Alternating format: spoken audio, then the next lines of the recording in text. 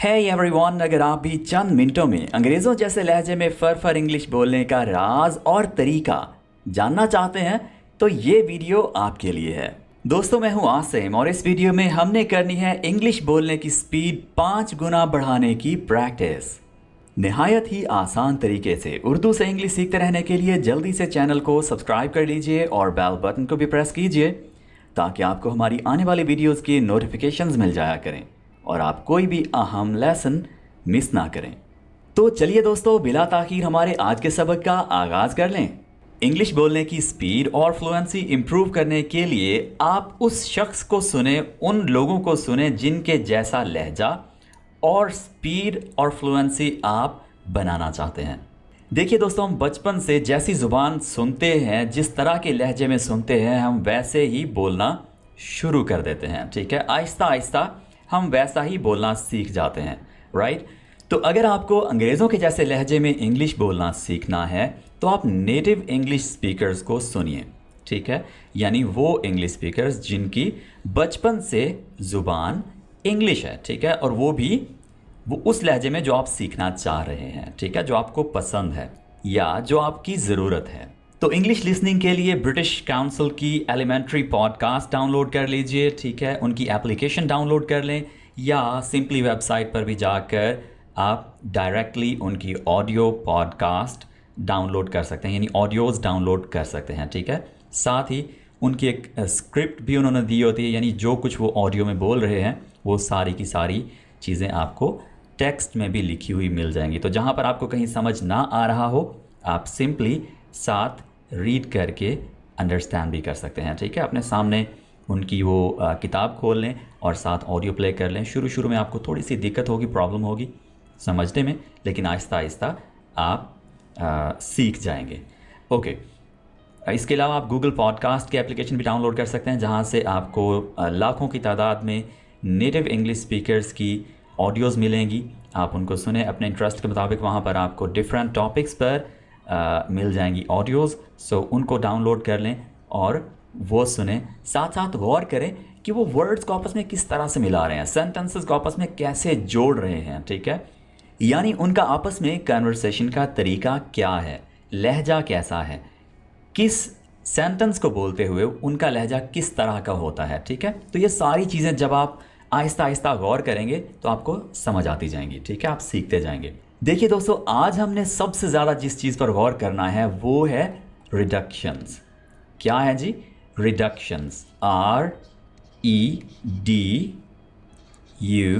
REDUCTION। ठीक है, रिडक्शन यानी किसी भी सेंटेंस में इस्तेमाल होने वाले वर्ड्स को हमने किस तरह से कम करना है, आपस में मिलाकर। ठीक है, रिड्यूस करना है, आपस में उनको मिलाना है। ठीक है, जिससे वो थोड़े कम हो जाएं। राइट, बोलने में फोकस हमारा क्या होगा? बोलने में।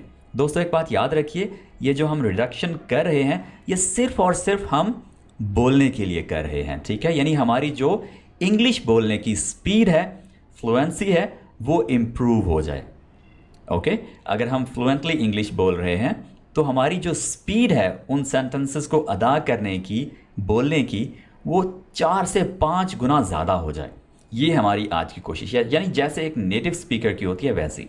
ओके, तो इसके लिए हमने रिडक्शन पर गौर करना है और जो ऑडियो आप सुने उस पर आपने गौर करना है कि ये वर्ड्स को आपस में किस तरह से मिलाकर सेंटेंस को छोटा कर रहे हैं, यानी जी। तो इसी चीज़ की हम प्रैक्टिस शुरू करने लगे हैं। आपने मेरे साथ इन तमाम सेंटेंसेस को, तकरीबन हम 12 सेंटेंसेस की प्रैक्टिस करेंगे, जिससे हमें थोड़ा सा आइडिया मिलेगा कि कैसे जो नेटिव स्पीकर्स हैं वो सेंटेंसेस को, वर्ड्स को रिड्यूस करते हैं, उनको आपस में मिलाकर छोटा करते हैं, जिससे उनकी स्पीड ज़्यादा होती है इंग्लिश बोलने की। और इसी वजह से समटाइम्स हमें उनकी समझ भी नहीं आती कि वो क्या बोल रहे हैं, क्योंकि हम हर लफ्ज़ को अलहदा करके बोलते हैं, जबकि अंग्रेज़ उसको आपस में मिलाकर बोलते हैं, जिसकी वजह से समटाइम्स 2-2, 3-3 वर्ड्स आपस में मिले होते हैं और हमें लगता है कि उन्होंने शायद एक वर्ड बोला है। एग्जाम्पल आपके सामने है, हाउ इज़ इट गोइंग। आमतौर पर यह सेंटेंस हम कैसे बोलेंगे? How is it going. ठीक है, 4 वर्ड्स हैं। How is it going. Okay, अब इसको अंग्रेज ने कैसे बोला?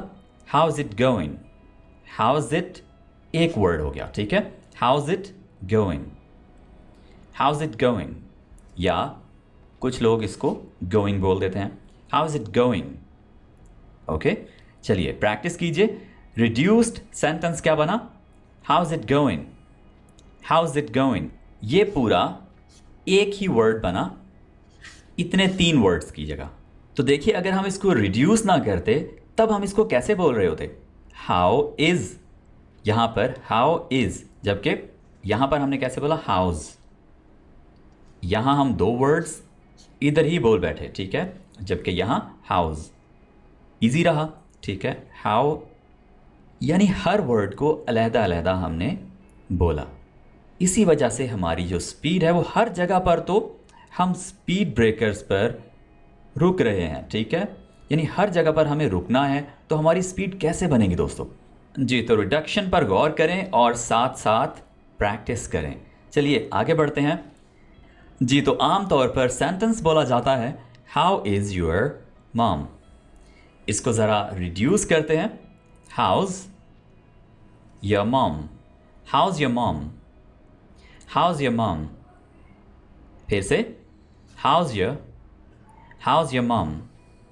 इसको पूरा नहीं बोला जाता, ठीक है। जब हम रिड्यूस करके बोलते हैं तो इसको हम पूरे को अदा नहीं करेंगे, यानी योर नहीं करेंगे। How's your mom? ठीक है, इतना काफ़ी है। How's your mom? Okay, how do you get there? इस सेंटेंस को रिड्यूस करने के बाद हम कुछ इस तरह से बोलेंगे, how do you get there? How do you get there? How do you get there? Get there. यहां हमने गेट को बोलते हुए ये टे नहीं बोलना। क्या बोलना है? गेट, या गेट कर लें, ठीक है। Get, get there, get there. How do you get there? फिर से बोलें, how do you get there? Normal sentence है how did it go. Reduce कर देने के बाद ये सेंटेंस बन जाएगा how did go, how did go. Normal sentence है what do you need, what do you need. Reduce करेंगे तो बनेगा what do you need, what do you, what do you, what do you need, what do you need. और अगर इसको मज़ीद थोड़ा fluent बनाना हो तो what do you need, what do you need, what do you need. Okay, what do you think of, what do you think of. Normal sentence ये बना और रिड्यूस कर देने के बाद what do you think of, what do you think of, what do you think of. Practice करेंगे तो ऐसे बोलना आएगा दोस्तों, व्हाट डियर, व्हाट, यहाँ टी को ख़त्म कर दें, व्हाट डियर, ये ओ भी ख़त्म कर दें, यहाँ ए हो जाएगा, what dear think of, think of, what do you think of, what do you think of. Okay, normal sentence है did you ever, did you ever. reduce करेंगे तो बनेगा did you ever, did you ever, did you, ठीक है, did you, did you ever, did you ever. Normal sentence है how do you, how do you. Reduce कर लेने के बाद बनेगा how do you, how do you, how do you, how do you go there, how do you go there. Normal sentence है look at that, look at that, या हम ऐसे बोलेंगे look at that. Okay, reduce बनेगा look at that, look at that. या इसको मज़ीद यहाँ पर आई की साउंड भी दी जाती है sometimes. Look at that, look at that, look at that. Don't you dare, don't you dare. Reduced क्या होगा? Don't you, don't you, don't you dare, don't you dare. I will let you know, I will let you know. Reduced क्या होगा? I'll let you, I'll let you know, I'll let you know. Practice करें.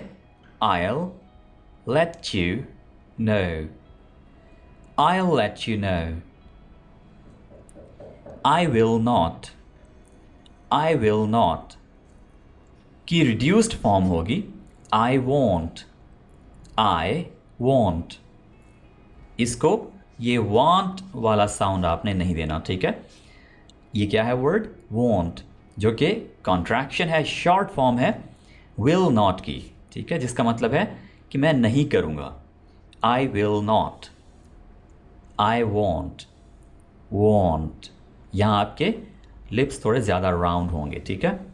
इसके अलावा दोस्तों कुछ मज़ीद common सी reductions हैं, जैसे want to को हम बोलते हैं wanna, ठीक है, wanna बोल दिया जाता है इसको. I wanna go there, ठीक है. इसी तरह से going to को बोल दिया जाता है gonna, ठीक है. ये सबसे ज़्यादा कॉमन रिडक्शन है going to, ठीक है. इसको बोल दिया जाता है जी gonna, राइट.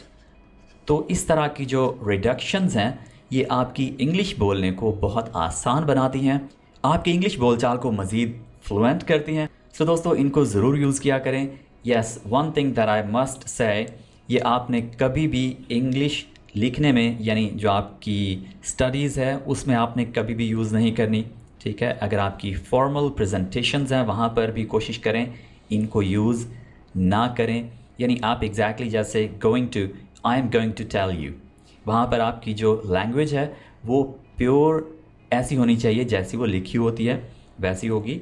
यानी आपके जो वर्ड्स हैं वो ज़्यादा क्लियर होंगे, आपके वर्ड्स ज़्यादा अच्छे तरीके से अदा होंगे, तो आपकी लैंग्वेज को ज़्यादा अच्छा समझा जाएगा. लेकिन अगर आप रोज़मर्रा इंग्लिश बोलचाल की बात करें तो वहाँ पर आप भरपूर यूज़ करें इनका, आपका जैसे दिल करे आप इनको यूज़ करें. लेकिन आपने कभी भी इनको फॉर्मल राइटिंग में यूज़ नहीं करना. चैटिंग में भी यूज़ कर लें, चैटिंग में दोस्तों के साथ और जिन लोगों के साथ आपकी अच्छी गपशप है, फ्रैंकनेस है, उनके साथ यूज़ करें, राइट. जिनके साथ आपका फॉर्मल रिलेशन है उनके साथ आपने ये वाली चीज़ें यूज़ नहीं करनी. इन रिडक्शंस को सीखने का मकसद ये था कि हम नेटिव स्पीकर्स को क्यों नहीं समझ सकते, वो किस तरह से इनको रिड्यूस करते हैं, हम भी वैसे रिड्यूस करना सीख लें, या वो कैसे रिड्यूस करते हैं, किस वजह से हमें उनकी समझ नहीं आती, ये चीज़ हम कम से कम सीख लें और उन्हें समझ सकें अगर हमारी उनके साथ कम्युनिकेशन होती है, हमारी बातचीत उनसे होती है. सेकेंडली हम भी अपनी इंग्लिश को मज़ीद फ्लुएंट बना सकें, अपनी इंग्लिश को मज़ीद इस तरह का बना सकें कि हम इंटरनेशनल लेवल पर इंग्लिश में बात करना अपने लिए आसान बना सकें. दोस्तों आज के लिए इतना ही, मिलते हैं अगली वीडियो के साथ बहुत जल्द. Take care, until next time.